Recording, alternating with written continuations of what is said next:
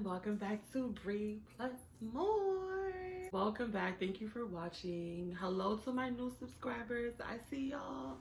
Thank you for, supporting your girl. Happy February. And I mean that from the bottom of my heart. I was looking forward to January being over. January was just entirely too much for anybody. Like, I don't know what happened this 2020, but it started off real rough. I was mentioning, some personal battles in my last video, and then it just like things just kept happening. I don't think we got a break. I definitely want to start off this video by saying rest in peace to Kobe Bryant, his daughter Gianna, and everyone else that was on board of the helicopter that day. That was just a shocking loss. Like, not many people know except for maybe my Facebook friends. But at one point in my life, I was a diehard basketball fan. I was always a LeBron James fan. Wherever he went, I followed. But number two was Kobe, because at one point in my life, I was a Laker girl, and I lost my love for basketball years ago. Don't know why, just happened. But I don't know, you just don't expect these things. Of course, you don't expect, anyone to pass away, but that hit really hard. It hit really hard. Yeah. I don't even know what else to say. Secondly, I know that you guys might have noticed, if you guys are really paying attention, I ain't got no nails on. I have not seen my nails since June 2019. So I decided to take them off and give them a break. I had like one layer of nail left. So we got to give our nails breaks, y'all, because the damage that these babies are experiencing, painful. And it's, I'm like, it's really hard for me because I'm like trying to adjust to not having them. I realized that I've become so depending on them because I can't type, I can't text, I can't get a good itch. I just can't do anything without these babies. So, but it's only a 3-week break. I do plan on putting them back very soon. So, I think by then I'll be okay. What else has happened since we last spoke? I need to get into the habit of writing these things down because I'm drawing blanks. And I know, I actually on Twitter the other day seen like a little wrap up of January, and it felt like that was a 2020 wrap up because of the amount of things that has happened in 31 freaking days. I wanted to come up on here and let you guys know what I have been going through in the month of January. You guys know from my last video what's, some of the things that happened. But we about to get into this damn health scare that took place a couple of weeks ago. As you guys may know, I have been trying to get the weight loss surgery. And before we even proceed with that, I don't even know what my status is right now because I'm still kind of trying, but I'm more focused on losing the weight myself. I go to the gym 4 times a week now. Your girl is slimming down. And I am kind of, sort of still trying to get the weight loss surgery, but I have not been putting my entire focus on that. So I don't know. I don't know if it'll ever happen. I don't know what it is about this surgery that just like 1 minute I'm all in, the next minute I'm all out. Like I just keep flip-flopping back and forth. And I'm not saying that I don't want to get it anymore. It's just that they make it so hard, like they told me in December, like I said in one of my previous videos, that I could have gotten it in December because I had lost a certain amount of weight and had already completed a lot of the things on the checklist. But my insurance made it so hard that, because I was like pedal to the metal. Like, first of all, I have a $50 copay. So I was seeing maybe like 3 doctors a week. So you do the math. You know what I'm saying? Trying to see if I can get this done in December. And then my insurance ended up holding out on certain things. Just like, I don't know why. But it just didn't happen when I wanted it to. And so I said, okay, well, at least I'm going to complete 2019. I'm going to end 2019 knowing that I at least completed the checklist. And because of my insurance, I wasn't able to.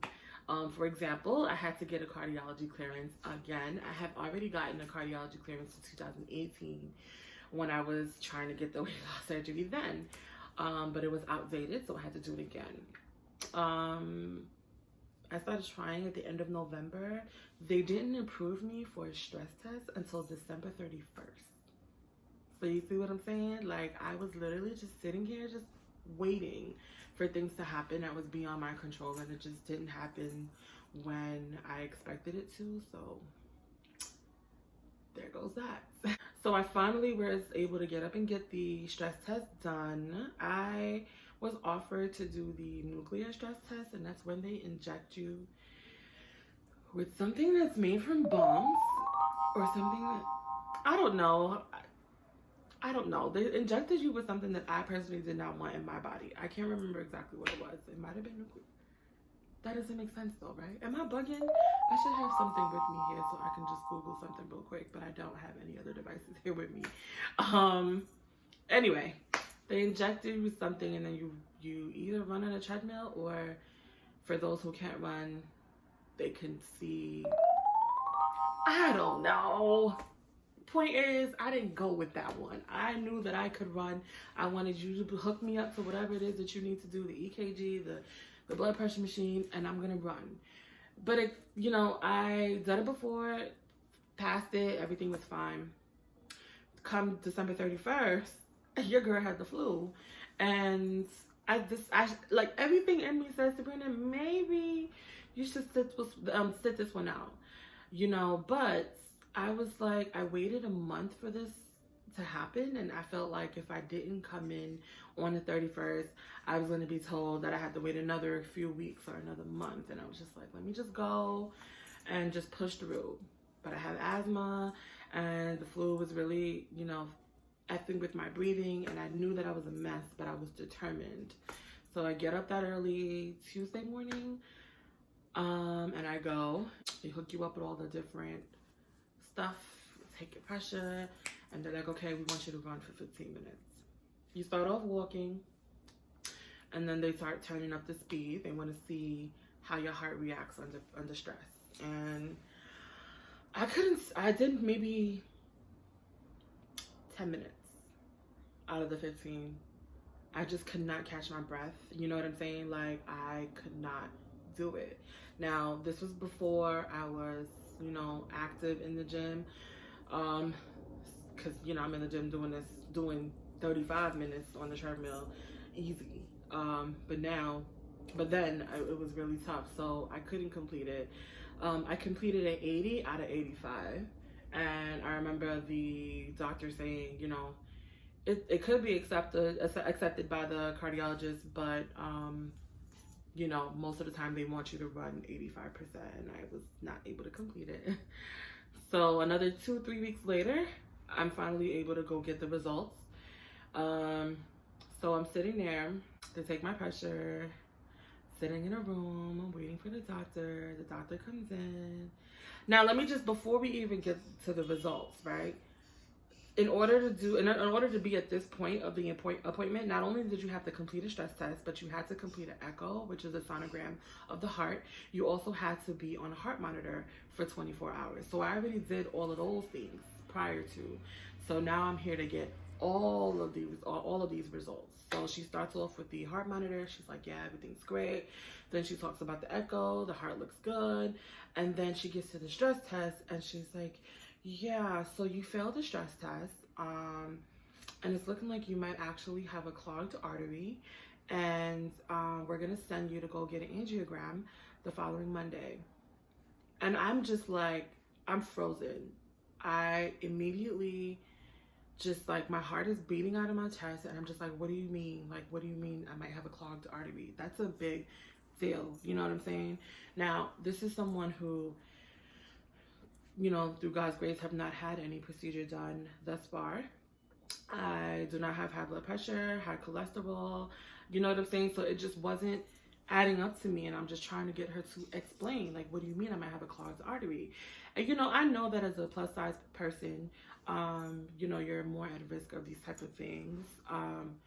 So it's not to say that I wouldn't know exactly how I would have gotten it. It's just that normally to have a clogged artery,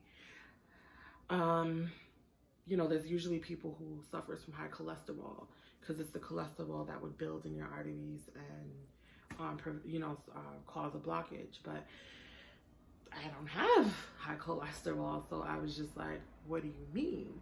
So, you know, she's like, they're gonna do the angiogram to get a better view of your arteries, to see if there is a blockage. And if there is a blockage, then they're going to keep me overnight to add stents, where they're going to put something to widen up the artery so that, you know, you don't have any blockage. And I'm just like, wait a minute.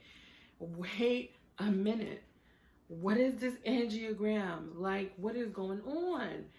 They're like, they're going to go up through your groin and come up to the heart.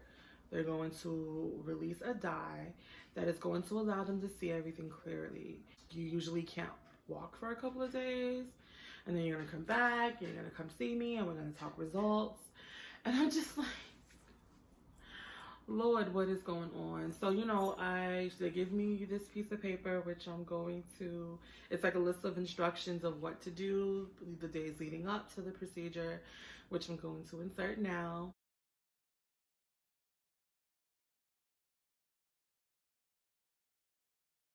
So I go to the car and I'm literally crying. I sit in the car for maybe a half hour. I'm frozen. I felt like my world just started to collapse, and I'm just like, what is going on? I don't play with the matters of the heart. You know, like, I'm just like, what is happening?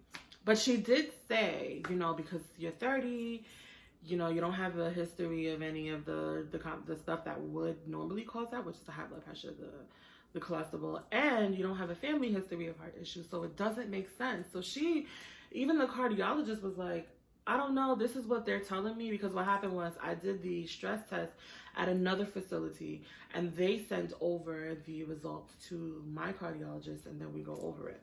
So she's like, you know what, it's not making sense to me either, to be honest with you, so I have to give you the appointment because it's Tuesday, and they only do these procedures on Monday, so I don't want to, you know, while I'm investigating, just literally have you sitting there and you might actually have a clogged artery, which can cause a heart attack. Like, I'd rather just give you the dates, and then, you know, if anything happens, I'll call you and tell you what's going on. She's gonna go and call the facility and find out what's going on.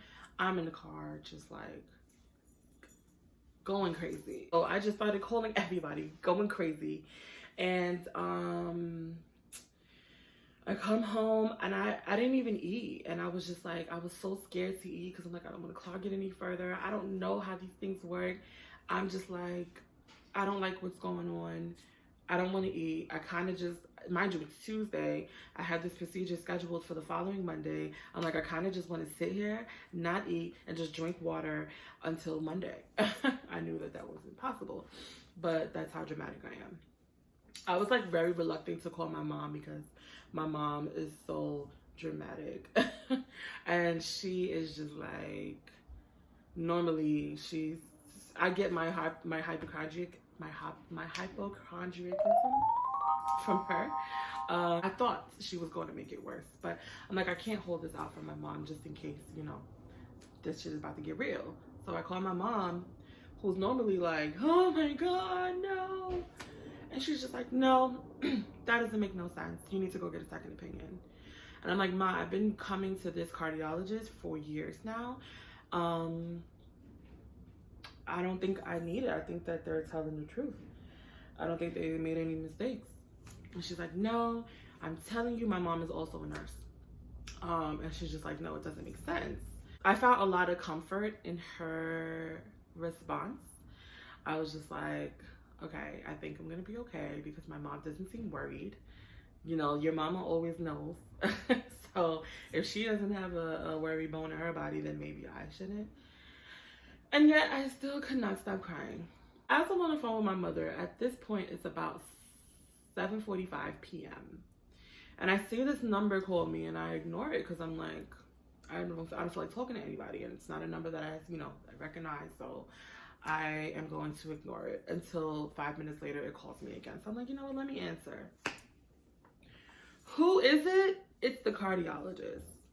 She's like, okay, so I went and called the facility, and they made a mistake on your paperwork and cancel the angiogram.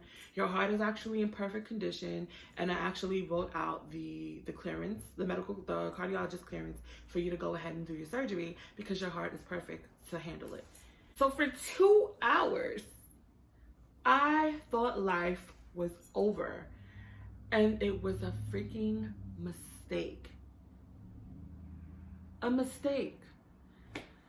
So I'm like, okay, so now I'm at the point where I'm thanking God, but then also I'm kind of like side-eyeing them because I'm like, what's real now? So if I need to do this angiogram, let me do it. You know what I'm saying? Because now I don't know if I believe that it's that I might have a clogged artery, or that it was a mistake. I'm kind of like, what's the real truth now? She's like, no, I can't let you do it because there's no reason for you to do it, and you're actually going to do more damage than good if you just go ahead and do it for absolutely no reason. And I'm like, okay. So I called my PCP, and I'm like, hey, this is what's going on. I need you to go ahead and figure it out for me because I don't understand their doctor lingo, and my PCP also has a great way of explaining things. So, and that's why I took a while to record the video, because it took about a week for her to confirm what happened, and I didn't want to record this video and then find out that it wasn't a mistake. I wanted to be 100% sure that everything was okay. So when my doctor called me back maybe 2-3 days ago, she explained it. So what happens is, while I was on the treadmill, my heart was under a lot of stress, and there were some changes. And in order for those changes to need any further, exams, or, to raise any red flags, it would have to be like a 1 millimeter, something like that. Like, I can't even remember her explanation too well, but pretty much the change that happened was like a 0.2. So it's closer to 0 than 1. So there's nothing wrong with the heart. And, like I said, the cardiologist did say that, the echo showed nothing. The heart monitor that I literally was on for 24 hours. I'm also going to put that video in here.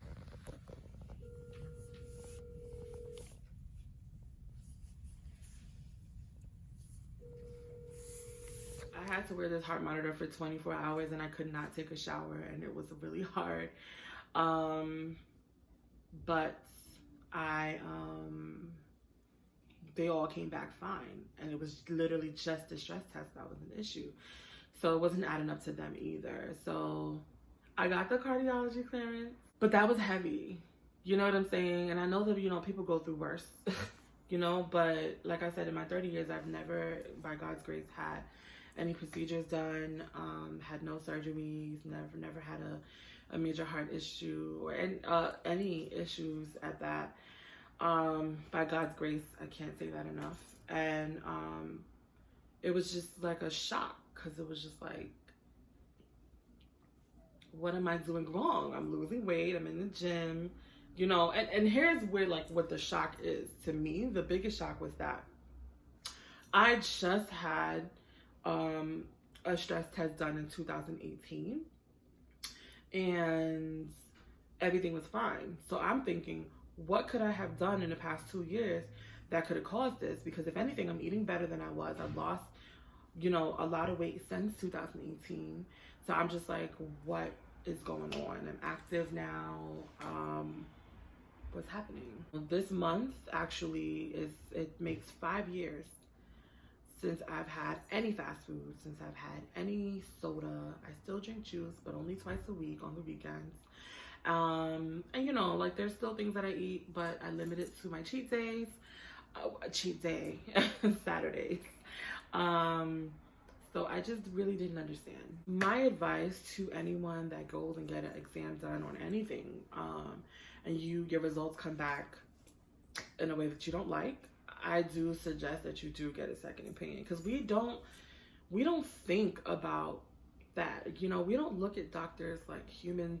Some of us, we look at them as you know, this I know everything, whatever I say is the final word, you know, and we don't really sit down and think, hey, these are humans that could make mistakes. I'm telling you, my mother was like, I don't think so. You need to get a second opinion. I'm like, that's a doctor. What do you know? You're a nurse. And you know, half of the time the nurse know more than the doctor. You know what I'm saying? So it is important that you get a second opinion. And I know that now the hard way, because for 2 hours I thought the worst. I thought the worst. It was a mistake. It was a mistake.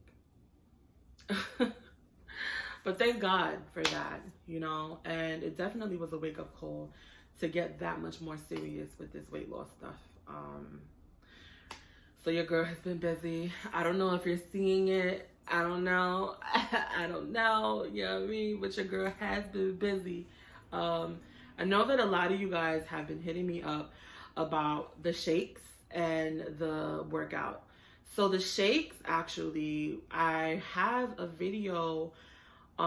It's called my weight loss video, my weight loss update, something about weight loss. I can't remember the title, but that video at the end, if you sit through the video, I know that these videos could be a little long, but if you sit through the video at the end, I actually get real thorough on how I make these shakes. I show all the ingredients that I use. I even say where I get them from. So the shakes are in there, but I do think that it is time for a weight loss update video. So I might do that next. And I definitely am going to show you guys my workouts. I started recording some, but I'm very self-conscious about how I look in them. So I have a lot of battles going on in here with that, but I promise that I will get through that because I want to help you guys. Shout out to my workout buddies, my fiance, also my cousin Jerissa, and my girl Dive. You know, shout out to everybody that's in the gym doing their thing. I see that this year is the year of fitness. I see a lot of people who I've never seen in the gym before in the gym, including myself. It's been over a month now, and I'm just over a month. Today actually makes a month since I've been consistent in the gym, and that's a really big deal for me because, like I said before, it's been over a year since I've been consistent for at least a month. I would go 2 days here and then don't go for 3 weeks, go here and don't, you know what I'm saying? Like it was just like a sporadic thing, but now I have a schedule. I stick to the schedule, and I've been seeing results. For the month of January, I lost 5 pounds, and I wanted to see more, but I had to go and look at what is 5 pounds. Right? Like, because 5 pounds just sounds like such a small number. But then I had this 5-pound bag of peanuts from BJ's, and I was just like, that's a lot of fat to lose. That's like, you know what I'm saying? That's a lot of fat, and I'm proud. And I'm gonna continue. And I hope that you guys do the same if that's the journey that you're, you know, trying to be on. And as far as the weight loss surgery, I don't know. I found a doctor that I love, like I told you guys in one of my previous videos. I say that a lot, right? But that doctor is now in the city, and you know, so I was just like, okay, let me complete my checklist and then go to her, so that all she has to do is cut me open, do what she got to do, and send me home. So, but then I started seeing that I'm actually doing this, and I'm like, can I actually do this on my own? So I am trying to figure that out. But in the meantime, it doesn't mean that I'm just sitting home chilling, eating what I want. If you're going back and forth with this, you know, part of, you know, the process, because it is part of the process to go back and forth, at least in the meantime, get yourself together. Do it for yourself. See what you could do. That's what they tell you to do anyway. You know what I'm saying? They tell you, let's see what you could do. I want you to lose this amount of weight. But thank you guys so much for watching. Thank you to everyone who subscribed. Shout out again to my new subscribers. Please don't forget to like and comment. And don't forget to follow me at Bella Ree. I think I got it this time. On Instagram and Twitter. Happy February.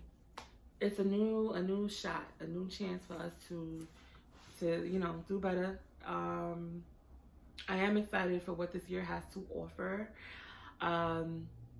It started off heavy, but also strong at the same time, because this courage, this strength, this motivation that I have, it's just like, thank you, God, because I need it.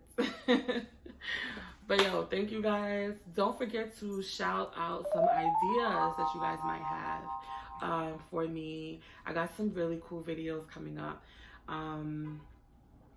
I came up with some really cool stuff, and I did get some really cool stuff from you guys.